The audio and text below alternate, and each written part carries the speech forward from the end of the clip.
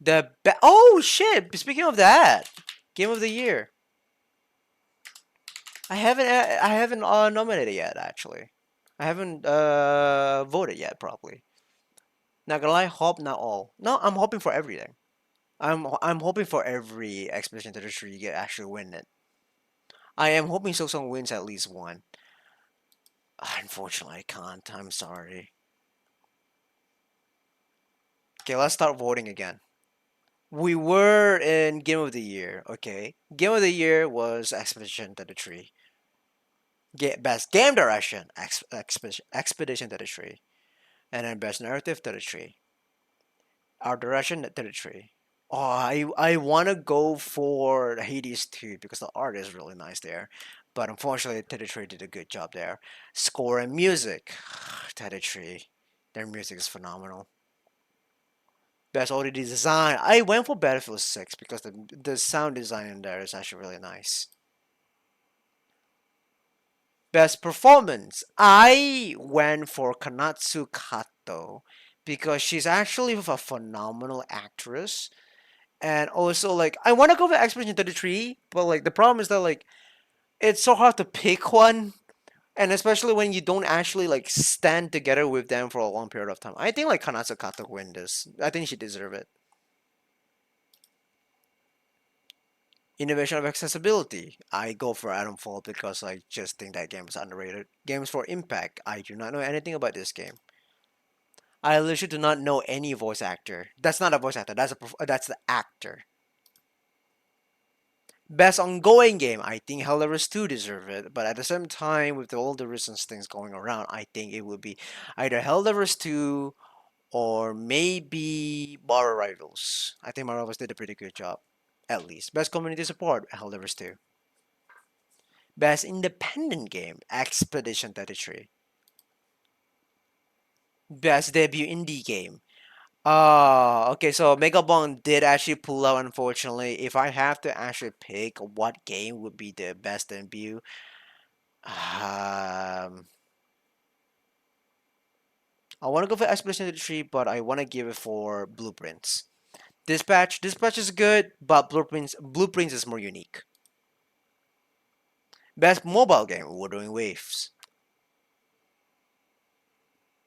How did HG Shadow get nominated? I don't know. Best AR VR, I have not played, but my money bet on it being that Walk because that game is actually pretty interesting and unique. Uma Musume don't win. I do not think Wooden Wave is better. I do not think Uma Musume is better than Wooden Wave. I think Wooden Wave was actually so much more better and ten times better than Uma Musume. Uma Musume is fun and great, but like again, it doesn't feel like more. It doesn't feel like a genuine game. It feels like a more of a gimmick. It kind of feels like similar to ZZZ in the sense of gimmicky. Best action game, Hades 2. Personally, I think Hades 2 has more action. If AC Shadows wins, I swear that is paid. Probably, I don't know. Best action slash adventure game, Death Stranding 2. I think that game has a lot more sense of adventure because that game is more sandboxy compared to any other games. Oh, but if Death Stranding 2, wait, shit, I think I might change my vote on this one. I might change my vote to Whole Knight Silksong because, yeah, honestly, I'm changing my vote. Whole Knight Silksong. I think that game actually has the best action and the adventure game. That is a very good one. I'm sorry that's running into next category. Best RPG. Shit. I wanna go for Outer Worlds 2, the Outer Worlds, because that game has quite a lot of RPG elements. But there are some element in that game is missing. Kingdom Come Deliverance 2 is obviously Expedition 3. I feel like the RPG element here has more. Yeah, why is Wilds here? Why is Monster Hunter Wilds here? What the fuck? Shit. It's not Expedition 3. Wilds is just no, yeah. Wilds is a hunting game. It is, but it does have the RPG, the role playing moment where you can actually have with your friends. If I had to actually say it, I think the Other Worlds 2 is pretty kind of interesting. I'll give a chance to Other Worlds 2 because I feel like the RPG element between these two is pretty indifferent in their own way. It should have been in the adventure and action category, bruh. Yeah, actually, yeah, but like other games were so much more better than Monster Hunter Wilds, so like it deserves actually not to get nominated personally. But Outer Worlds 2, the best RPG personally, best fighting game. All this I do not know. So I can't say no. I can't say anything for this actually. Next category, best family game.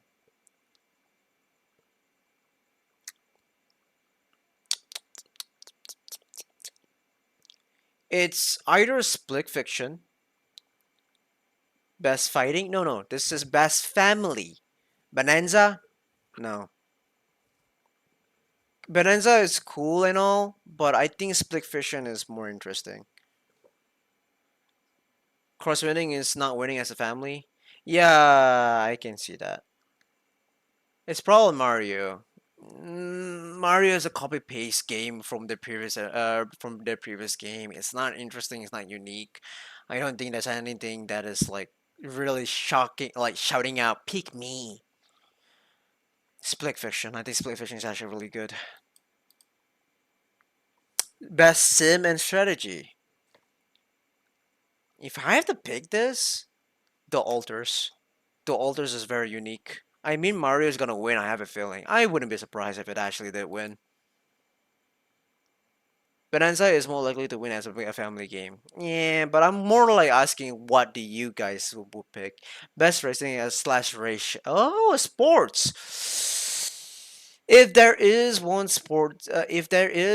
a sport game that I do think that is actually pretty good this year, it's either Rematch or Sonic Racing Cross World because one is unique, the other one has the old formula but actually somehow emphasized with more different characters. Crossworld, I'm also feeling Crossworld. F125, yeah, because that's the only one that is available apparently. The rematch is interesting. Crossworld Racing, yeah, Sonic Crossworld Racing, I think that is actually a really good, better game. Best multiplayer game.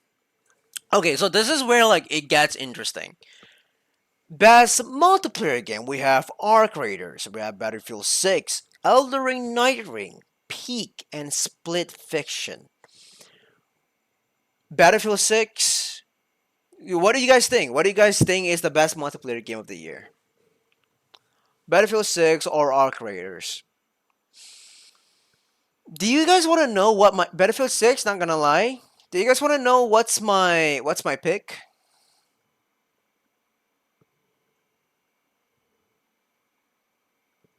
I think some of you already know.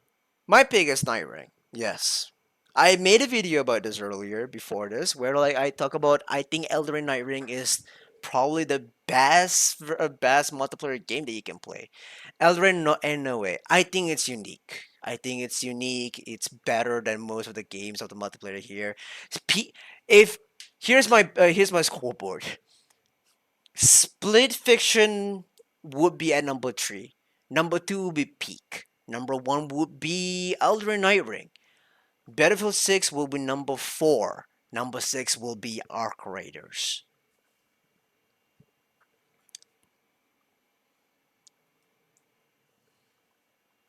The only here's the thing.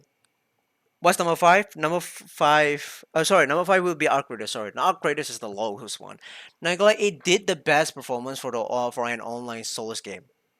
For an online multiplayer game, for it's actually much more interesting to play with to play compared to Battlefield 6 and Arc Raiders. Arc Raiders and Battlefield 6, they have emphasis on multiplayer. They shout it out, but they're not very unique because they actually only fix the problems they had before. Arc Raiders is more simplified version of Escape from Tarkov, which is more accessible to play extraction shooter game. It is cool and great, but I wouldn't say it's unique. I wouldn't say it's more unique than Elden Ring Night Ring. I would personally say Elden Ring is unique because he has a cycle of roguelike and also a little bit of multiplayer element into it, which is kind of nice and it's kind of engaging in one way. The only problem here is that Elden Ring tend to be a little bit more repetitive the longer that you play the game for a very long period of time.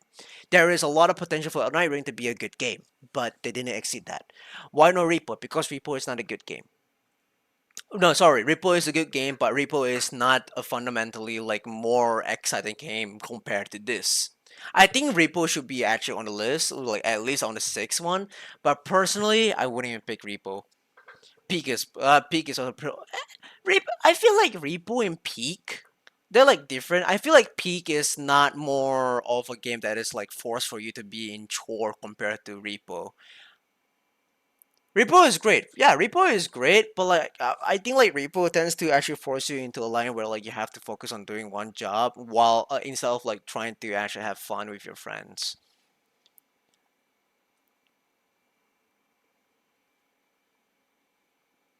But you know what's the thing is? I'm gonna change my list again.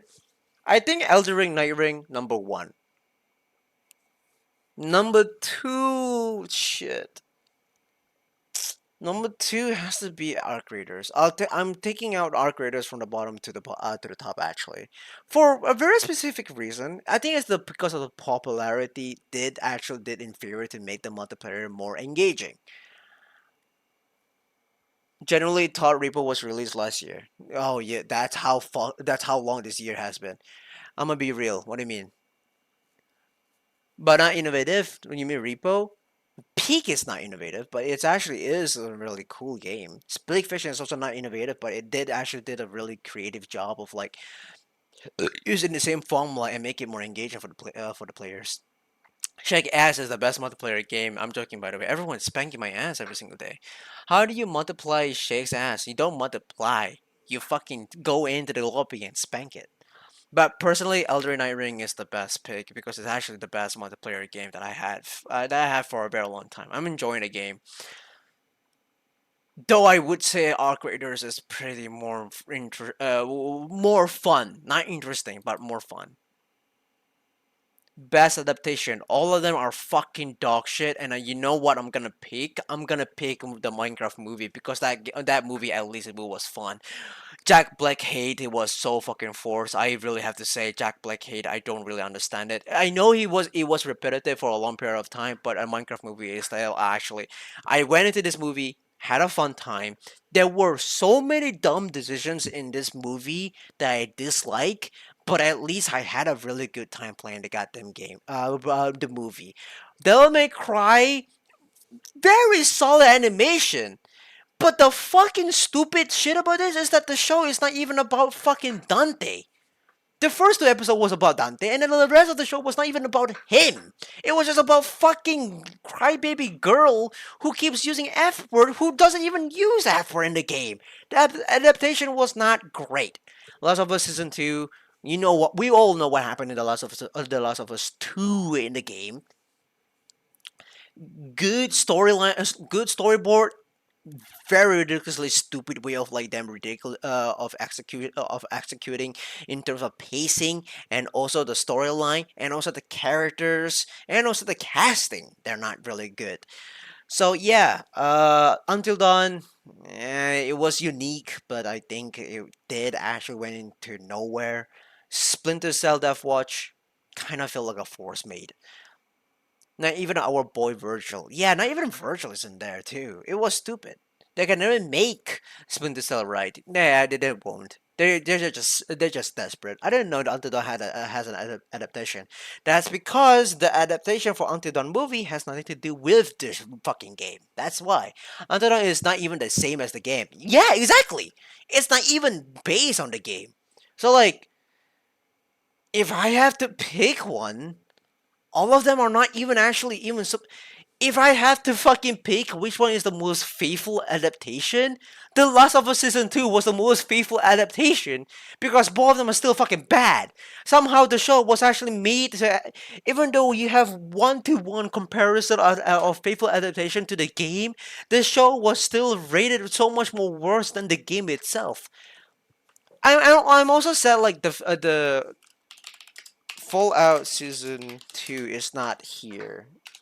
Fallout Season 2, because it's not out yet. Release date. When is it gonna come out? December 17th. Shit, it's next month. That's gonna take so long. I wanna watch it. I wanna watch it already, man. But yeah. You can mod all the stuff you see in the film. I guess so. Rangar is the most faithful. Yeah, I guess so, yeah. It does have the sense of modding or modification, which is cool. So yeah, this is why I want to go for the Minecraft movie because I think like that movie I had a fun time watching at the very least. I don't understand the hate. Most anticipated game of the year, GTA 6. Kinda, uh, hot take. I think GTA 6 hype is already fucking tiring. I'm already tired. Delays after delays. It was kind of boring, kind of tired. So like, I'm gonna look forward to another game. The Witcher 4 can go suck my dick. Resident Evil Requiem can go also suck my dick because both games could have actually they are just like using a new engine and fucking telling you that your engine is they're telling you their engine is fine, but in reality it's actually a fire dumpster. So one game that I felt like is the best. Yeah, man, I can't believe I had to go for Wolverine. I think Wolverine is actually really good. Wolverine, yeah, you're right, Exilius. It's been over 12 years and they still can still delay a year. Of course they can because they're fucking Rockstar. They can actually burn as much money they wanted to. So as long as they can make perfect game. But it's 007. 007 is great and all, but Wolverine. I need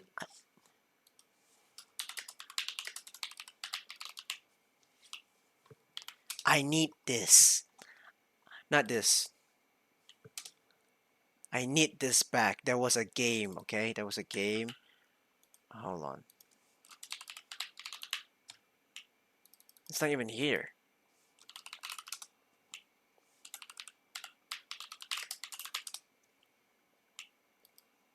They're gonna just delay to January 27th to get an award. I don't care. I don't really have a hype for it.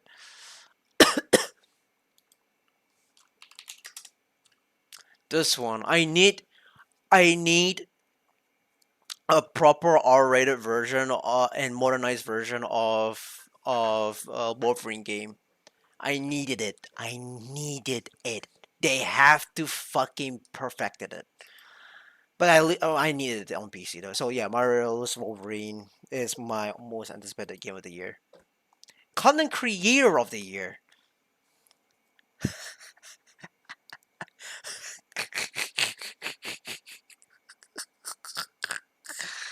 By the way, Shaq, I played that game on Xbox. The old Wolverine game, that's actually fantastic, bro. R-rated Wolverine is understandable. You needed that, bro. The old Wolverine game. Yeah. I've heard it was really underrated. I've never heard of a Peanut. You should, because he's a fantastic streamer, actually.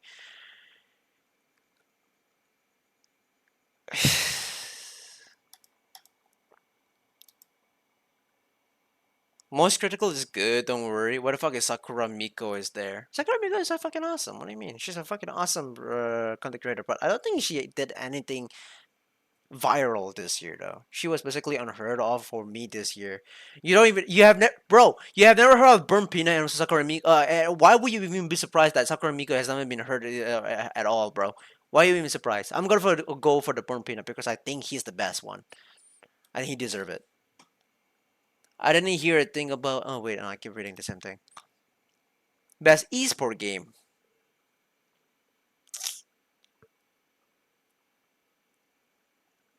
I don't. I didn't catch out any of this unfortunately. Shit. Yeah, I can't. I can't vote for this. None. Yeah, none at all. Best esport athlete. None. I don't care. I don't really fucking care. I think this is actually another bullshittery category. I think it is. Jason should not be here. I think it should be Jing, personally. I do also hear a ton of about Hololive stuff, and so Sakurai appearing surprises me. Jason Pierre X, nah. More of a. I think Jing should be there.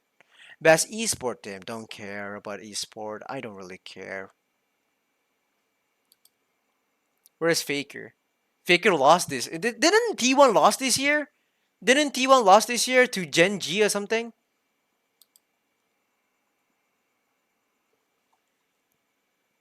Oh, that was it.